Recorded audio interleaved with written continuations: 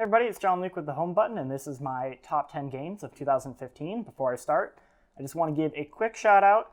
There are a lot of games I didn't get to play this year or finish, and the two I want to mention is The Witcher 3, which I played and I love, but I feel like I didn't play enough compared to all the other games on my list, so it's not on here, even though it probably would be if I had finished it, which I do plan to do.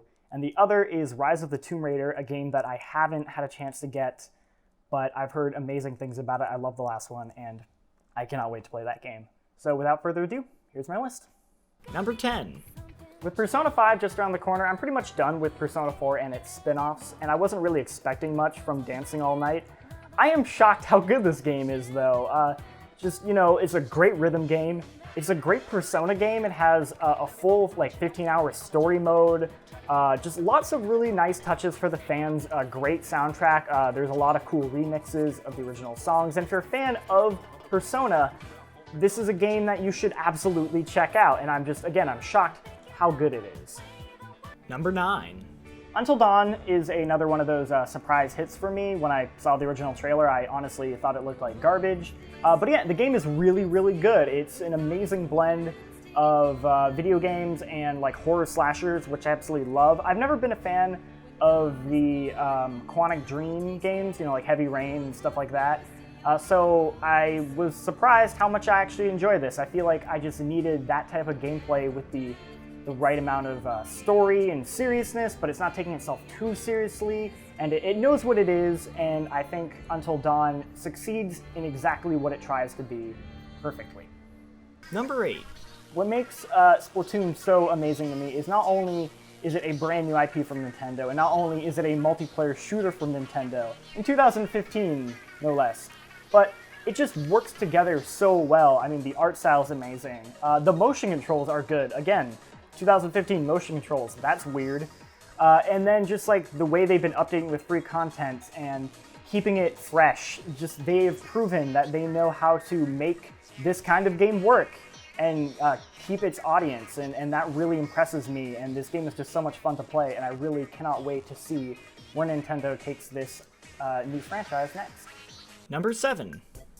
Mario Maker is maybe the coolest thing Nintendo's ever made. Just the idea that they would take their legendary franchise, their sacred Mario games, and they would say, and you can make them now, and they just give you these incredibly robust and easy to use tools is so cool. And just the amount of stuff that people have made with this game. I'm personally not that good at making levels, and so it's fun to mess around with, but I like seeing everybody's levels and seeing the crazy stuff from hey, this is a fun little level I made, to, hey, this level's gonna kick your ass, and that's awesome. And there's something for everybody in this game, and the creativity in it is just awesome. Number 6. Fallout 4 is, in a lot of ways, more Fallout 3. Structurally, it's not very different. It even has the same hacking and lockpicking minigames, which is weird. But despite all that, it's still Fallout. It's still so much fun to just wander around this world. I love taking my time with it. I'll just really kind of explore every nook and cranny. I like customizing the guns. I like talking and finding all these weird people. And I think Bethesda has proven that they still can make an amazing world that you just want to be in. Number 5. Undertale's one of those games that everybody on the internet just keeps telling you have to play, you have to play. And honestly, when I first heard that, I didn't want to play it because of that. But hey, you should play Undertale. It's really good.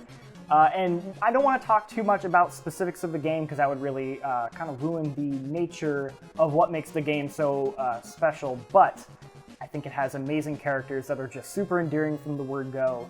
Its combat is really surprisingly unique and interesting, and in a way where it kept feeling fresh as I was playing it, and I didn't feel tired of it.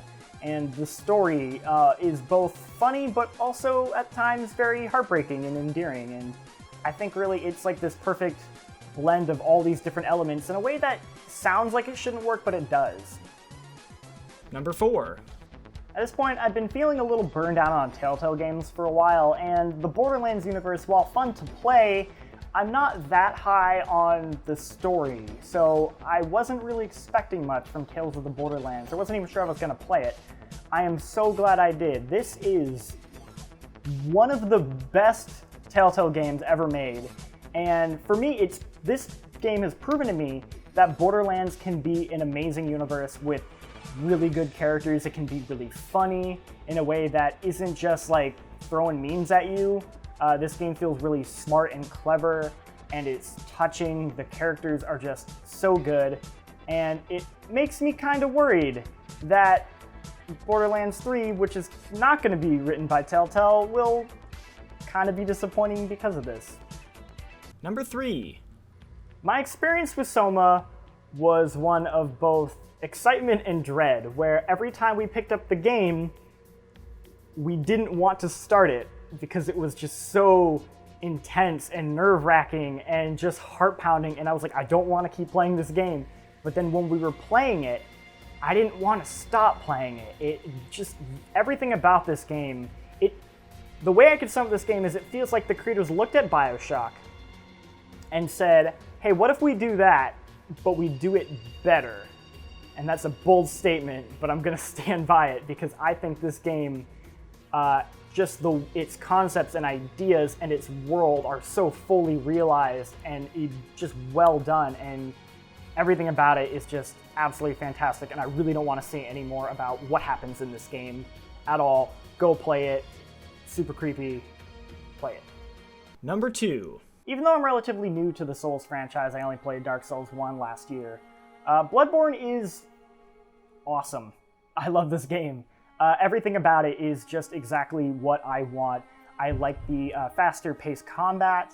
I like the weapons. I like the enemy designs. I love the world. I'm a huge fan of like Gothic Victorian style, just like werewolves and just ghastly, creepy monsters. And then the direction this game goes in later, I won't spoil it, is even better. And there's just something so satisfying about the progression of this game, about getting further, beating that boss, like learning and improving. And I think this franchise still has a lot of legs to it and can keep going. And I'm really excited to see what direction they take it next. And number 1. Metal Gear Solid 5's story is kind of a horrible mess. It's paced really terribly, and it just doesn't come together the way you want it to. It's got some cool moments, but just all around it's pretty terrible. It's just awful. And yet, Metal Gear Solid 5, The Phantom Pain, is one of the best playing, not only Metal Gear games, but games I have played in a very long time. Everything about the way you play this game just comes together perfectly. The upgrades, the stealth, the way the character moves, the way you can tackle all these different bases. It does open world surprisingly well for a Metal Gear game, which is something you wouldn't expect.